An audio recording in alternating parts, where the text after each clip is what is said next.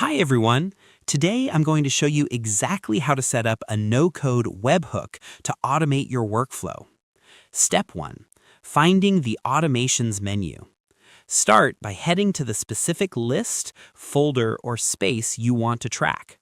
Look for the Automate button. It's the lightning bolt icon located in the top right corner of your screen.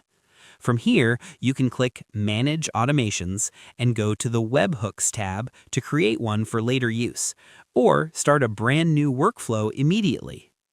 Step 2. Defining your trigger. Every webhook needs a reason to fire. If you are creating this as part of an active workflow, click Create Automation and select a specific trigger. This could be something like task created or status changed, ensuring your external app only gets pinged when a specific event actually happens. Step 3. Configuring the Call Webhook action. Once your trigger is set, select Call Webhook as your action. Now you just need to fill in the specific details. Title and description. Give it a unique name so you can easily identify the automation later. The URL. Paste the destination URL provided by the receiving app you want to send data to. Dynamic fields. If you need to send specific data points, you can add variables like the task ID or user ID directly into the URL. And headers and parameters.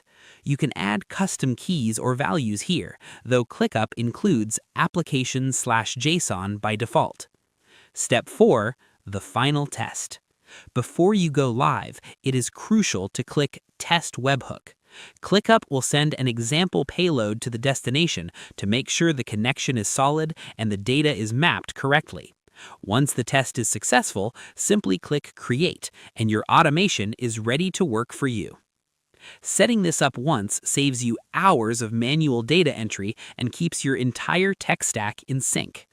I hope this helped you out, and I see you in the next one.